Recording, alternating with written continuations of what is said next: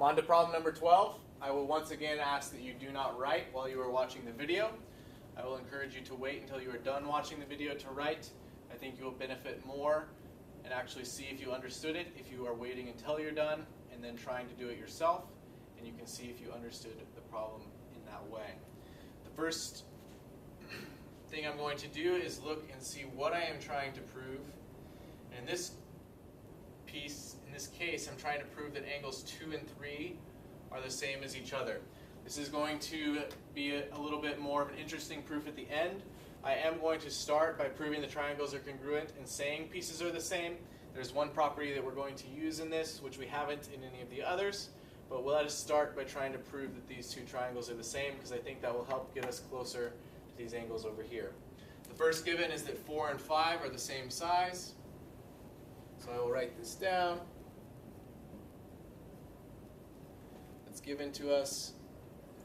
Secondly, it states that QR is the same as SR. This is also given to us. This problem looks very similar to the one that was in the Power Standard quizzes about proofs. Many students in that case started saying, oh, two sides are the same, therefore this is isosceles, without ever considering the fact that this shape here has 4 sides and is not a triangle. So while it may be isosceles, it is not an isosceles triangle, and so it's not really helpful for me to start trying to list properties of isosceles triangles if that shape is in fact not a triangle. So I'm not going to mention the fact that anything is isosceles because that shape has 4 sides and is not a triangle. Those are the only 2 givens. In order to prove these triangles are the same, I need one more piece, and it looks like I have a reflexive side here. PR is the same as itself.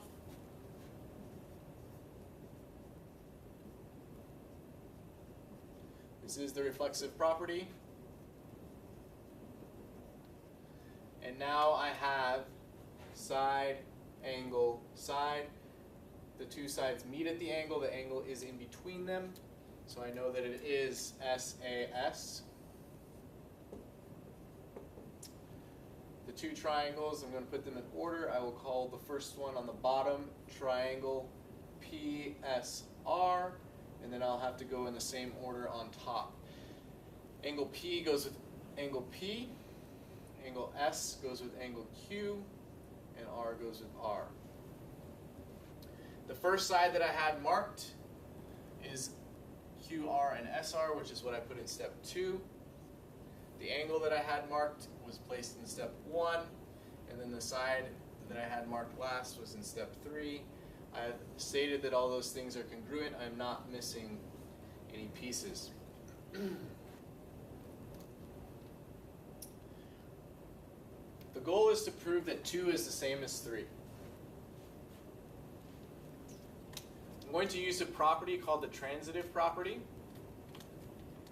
And the way to think about the transitive property, I've been asked, or I've been using an example about height.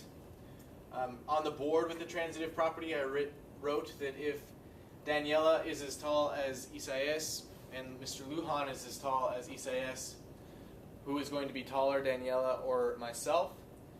And a logical person will conclude that we are both the same height as Isaias, therefore we must be the same height as each other.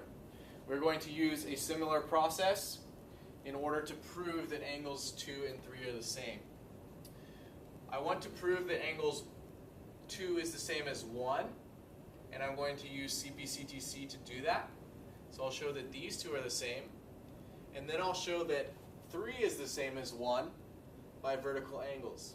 And just like the story about the heights, if this is the same as that, and this is the same as that, then they should be the same as each other. That is the transitive property. I'm going to walk through that in the proof at this point. So I've just proven that the triangles are the same in step 4, so I'm going to say that the angles are the same by CPCTC in step 5. Angle 1 is the same size as angle 2. Notice I use 2 marks to differentiate from the single mark over there. I can then say that angle 1 is the same as angle 3 by vertical angles. And because angle 3 is the same as angle 1, I can actually, again, use the same number of marks. Which, if you look at the picture, all of these have 2 marks, indicating that they are all the same. I'm about to say now that angles 2 and 3 are the same, because they were both the same size as angle 1. So 2 is as big as 1, 3 is as big as 1, therefore they should be the same as each other. That is the transitive property.